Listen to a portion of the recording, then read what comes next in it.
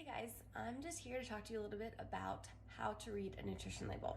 Now, this might be common sense to most of you, or you might have some experience looking at your nutrition label, but what I found through nutrition coaching is that people do not look at the nutrition labels as much as you would think. And it's been kind of an eye-opening experience for some people to be like, oh wow, I didn't realize this had X, Y, and Z in it. So it's going to kind of take you through my order of operations of how I look at a nutrition label, especially when I'm at the grocery store. So we'll jump right into it. So the first thing I look at is our macros. That's our fats, carbs, and proteins. Obviously, this is really important because this is how we base our whole diet. But there are some red flags that can be thrown. This is all super high in fats or not enough protein. So I definitely look at that first, and that will help me decide if I want to continue looking at the nutrition label.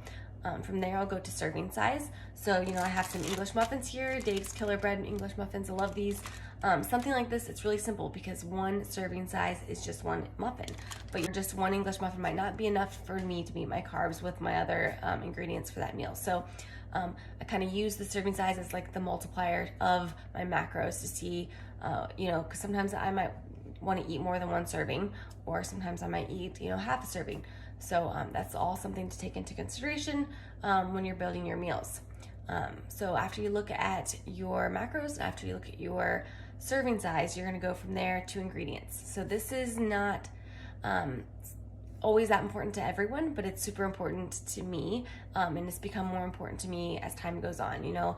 I take so much time and planning what I'm going to eat and trying to be really intentional about what I put into my body. So I think that overlooking ingredients would not be smart. I like to put the highest quality ingredients into my body, and hopefully as you guys make your way through this journey, this program, ingredients will become just as important to you. So I don't want to be putting chemicals in my body, things I can't pronounce on the nutrition label. I don't want to put additives or preservatives and hidden ingredients. So a good example of a hidden ingredient is, you'll look at your nutrition label and it could say 0 grams of sugar, but you look right underneath that and it'll say added sugars. And in your ingredients list, that could be, dextrose, sucralose.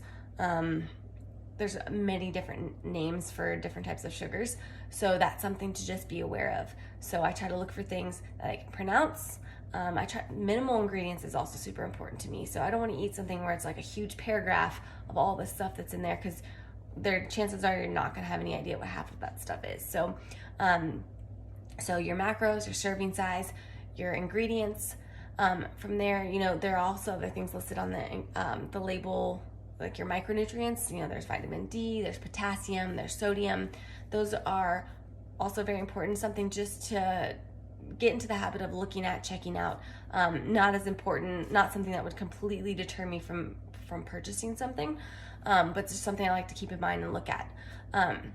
Calories is really like the last thing that I'll look at when I am purchasing something from the grocery store. And it's not because they're not important, it's just because I think that if I've gone through my order of operations, if I have something with good macros, good ingredients, and the serving sizes are right, then the calories are just going to fall in place. It's going to make sense.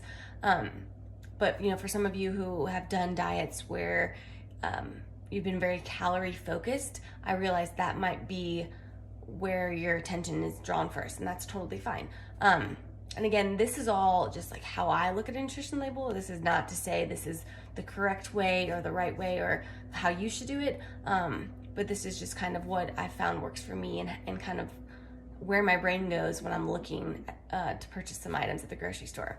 But I will harp that I hope that you guys build your meals, most of your food, from real food sources, whole foods. So, lean meat sources, produce, so vegetables and fruits and healthy fats and stuff that you won't always find in the middle of the grocery store.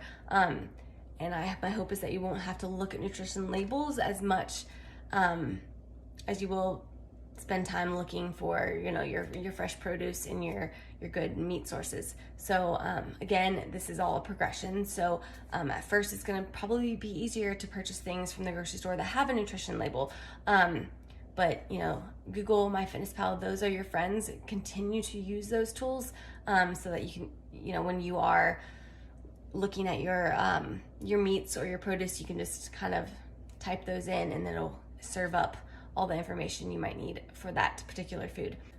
So again, I hope this is helpful for you guys. Leanne and I are always here to help you if you have any questions, and look forward to working through this with you guys in the next couple of weeks.